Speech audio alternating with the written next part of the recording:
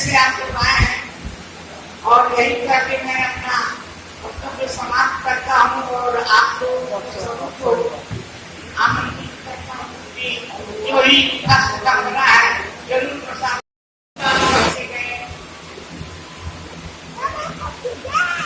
कहे कि यह संविधान हमने तो लिख दिया, लेकिन अगर इसको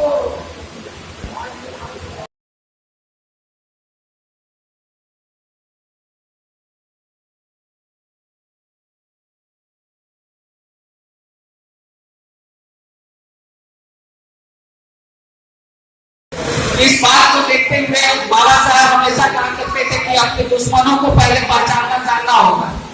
और आज हमारे दुश्मन है कौन? हम 80 और 15% की बात करते हैं तो 15% को तो हम डायरेक्ट जानते हैं कि वो हमारे संविधान के खिलाफ काम कर रहे हैं, लेकिन जो 80 में हमारे लोग हैं वो भी हमारे खिलाफ काम कर रहे हैं। उन्हीं की विधि, उन्हीं के किताब, उन्हीं के ग्रंथों को मानते हैं। हम एक दिन संविधान को मानते हैं और बाकी 364 दिन उसी कांड में फंसे रहते हैं। तो हम चाहेंगे कि आप बाबा साहब के संविधान को जानें, उनके बताए राह पे चलें और एकजुट हो। इसी शब्दों के साथ आप सबों को सारा जय हिंद, नमो बुद्धाय।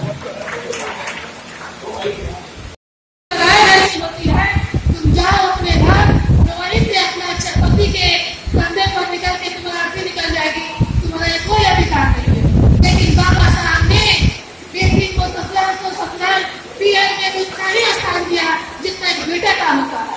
अगर किसी के पास 3 बेटा है तो चौथा हिस्सेदार बेटी का भी नहीं होता है जिसमें बेटा का होता है। उन्होंने सती प्रथा का विरोध किया। पहले के जमाने में जब पति मर जाएंगे तो पत्नी को जिंदा जला के रखता, ऐसे व्यवहार महिलाओं के साथ में रहता था। उन्होंने विधवा विवाह का विरोध किया कि जब पति मर जाएंगे तो विधवा को उसका मुंह देखना पाप है। उन्हें विधवा आश्रम में भेज दिया था, लेकिन उन्होंने विधवा का पुनर्विवाह करने का भी नियम बनाया ताकि महिलाएं आगे बढ़ सके। उन्हें शिक्षा की ओर यहाँ की जो भी महिलाएं हैं वो सभी शिक्षा ग्रहण करे। हमारे देश का विकास तभी होगा जब हमारी महिलाएं शिक्षित होगी। मैं बाबा साहब को और याद करूंगा। साहिर लुधियानवी उर्दू के बड़े शायर हुए, तो साहिर की एक कविता की किताब है तलखियां। साहित्य का विद्यार्थी हूँ इसलिए आपके बीच अपनी बात रखता हूँ कि साहिर ने कहा कि इन काली सदियों के सर से जब रात का आंचल ढलकेगा, जब दुख के बादल हल्केंगे, जब सुख का सागर छलकेगा, जब धरती झूम के गाएगी, जब अंबर नगमे गाएगा, वो सुबह कभी तो आएगी, वो सुबह कभी तो आएगी। तो जब हम बाबा साहब को आज याद कर रहे हैं तो इसी बात के साथ मैं अपनी बात विराम करूंगा कि हम एक नए सुबह को लाएंगे जो सचमुच समता, न्याय, बंधुता और स्वतंत्रता का रास्ता तय करेगा और सबके लिए समानता का मार्ग गारंटी होकर के प्राप्त होगा। बहुत बहुत धन्यवाद। माननीय रामदास बहुत बैठे हैं, तो उन्होंने वहां 22 प्रतिज्ञाएं ली और हममें से बहुत लोग इस प्रतिज्ञा को नहीं जानते। लेकिन मेरा आग्रह है कि आप जब जय भीम का नारा लगाते हैं, डॉक्टर अंबेडकर को याद करते हैं, तो इन 22 प्रतिज्ञाओं को भी जानिए। उन्होंने कहा कि हम मनुष्य के किसी भी जाति, धर्म, वर्ग के नाम पर किए जाने वाले असमानता, गैर बराबरी का घोर विरोध करते हैं। हम अवतारवाद का विरोध करते हैं।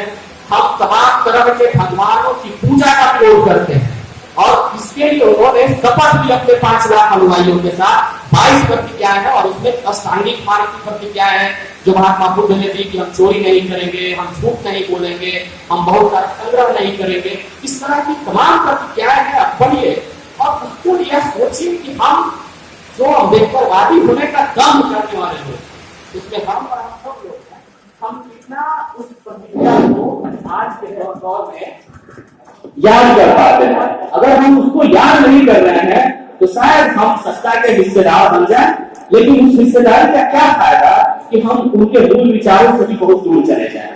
तो सिर्फ मंदिर बना देना या उसके नाम पर किसी तरह के फाउंडेशन एनजीओ को खड़े कर देना तो उद्देश्य नहीं था।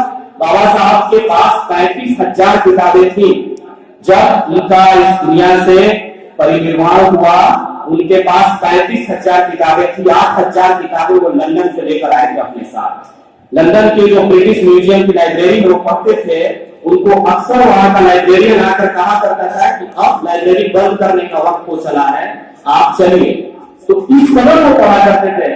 दिल्ली की पुरानी दिल्ली की जामा मस्जिद की गलियों में जब वो किताबें खरीदते संडे को निकलते थे तो हजारों के हुजूम में लोग उनके पीछे लग जाते थे कि बाबा साहब आए हैं, लेकिन वो सिर्फ किताबों के धुन में रहते थे। उनको ये होश नहीं जाता था कि उनके पीछे कितने लोग हैं।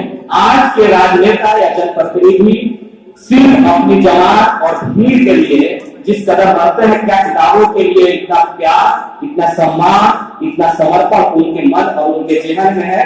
बाबा साहब इसलिए इनकी किताबें रखते थे कि वो कहते थे कि जब भी मुझे जरूरत होगी दुनिया के किसी की विमर्श और चिंता को समझने की, तो मुझे किसी के पास हाथ न फैलाना पड़े, इसीलिए मैं इतनी किताबें रखता हूँ।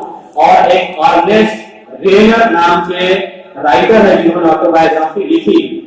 बाबा साहब उन्होंने कहा कि मुझे हैरत होती है कि यह आदमी किस तरह का जीव है कि 16 घंटे अपनी लाइब्रेरी में पढ़ता रहता है, और जब मैं इससे मिलने जाता हूँ तो ये बोलता है 1 घंटे और रुक जाओ, 1 घंटे और रुक जाओ, मैं पढ़ के आता हूँ, मैं पढ़ के आता हूँ।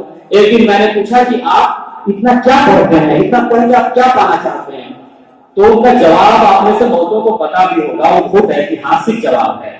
उन्होंने कहा कि मैं इन किताबों के माध्यम से उन सूत्रों की तलाश कर रहा हूँ, उन रास्तों की पहचान कर रहा हूँ जिन रास्तों पर चल करके हमारा सदियों से सोया हुआ, मानसिक रूप से पीड़ित कर दिया गया समाज अपने प्रकाश को पा सकेगा और अपने उन्नति के मार्ग को प्रशस्त कर सकेगा। तो जब बाबा साहब जैसी शख्सियत को आप आज याद करें तो उनके इस समर्पण, उनके इस प्यार, उनके इस बलिदान को भी याद करें। और अभी कविता सुना रहे थे, वो चले गए शायद, तो उनको मैं एक और चीज जोड़ दूं कि बाबा साहब एक ऐसे व्यक्ति रहे जिन्होंने एक साथ राजनीति, समाज, विज्ञान और साथ ही साथ कला, संस्कृति और साहित्य को भी प्रभावित किया। 1956 में उन्हीं की प्रेरणा थी कि भारतीय दलित साहित्य अकादमी की स्थापना हुई। इस देश में एक साहित्य अकादमी है भारत सरकार की, जहां पर पूर्ण रूप से ब्राह्मणवादी लोगों का कब्जा है और आज भी वो कब्जा कायम है। इसी के विरोध में भारतीय दलित साहित्य अकादमी की स्थापना हुई। दलित साहित्य का जन्म हुआ, उस साहित्य का जिस साहित्य में भोगे हुए यथार्थ को लिखने की बात कही गई। यानी बाबा साहब का यह कहना था कि जिस घोड़े के नाक में उसकी लगाम खींची जाती है तो जो घोड़ा दर्द महसूस करता है, वही घोड़ा उस दर्द को सच्चाई से, पूरे यथार्थ से बयान कर सकता है। कोई उसके दर्द को सुन करके उस बयान को सच्चाई से नहीं लिख सकता। इसीलिए दलित समाज में जो यातनाएं झेली हैं, जो अभिवंचितों ने यातनाएं झेली हैं, वंचितों और पीड़ितों के साथ जो न्याय हुआ है, उनके हकीकत को लिखने की जिम्मेदारी उन्हीं के ऊपर है। और इसको लिखने के लिए उन्होंने कहा कि तमाम दलित साहित्यकारों को भी एकजुट होने की जरूरत है और भारतीय दलित साहित्य अकादमी की स्थापना की।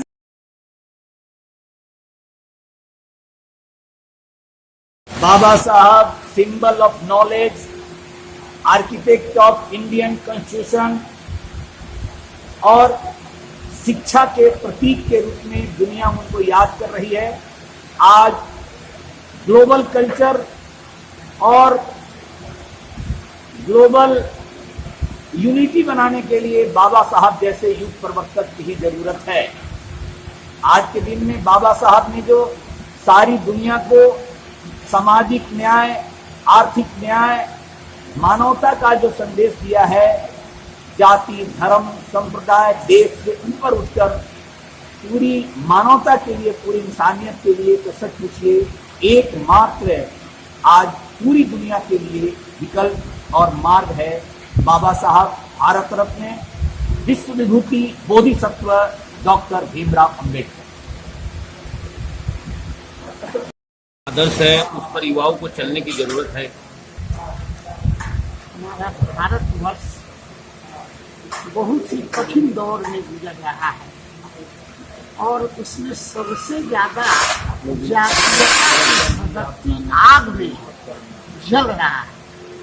जहाँ देखी जाति के नाम पर भी मारपीट, कहीं धर्म के नाम पर सांप्रदायिकता, जहाँ भी देखिए आप लोग प्रेस रिपोर्टर हैं, आप हमसे ज्यादा जानते हैं दुनिया की बात कि आज भारत में क्या हो रहा है।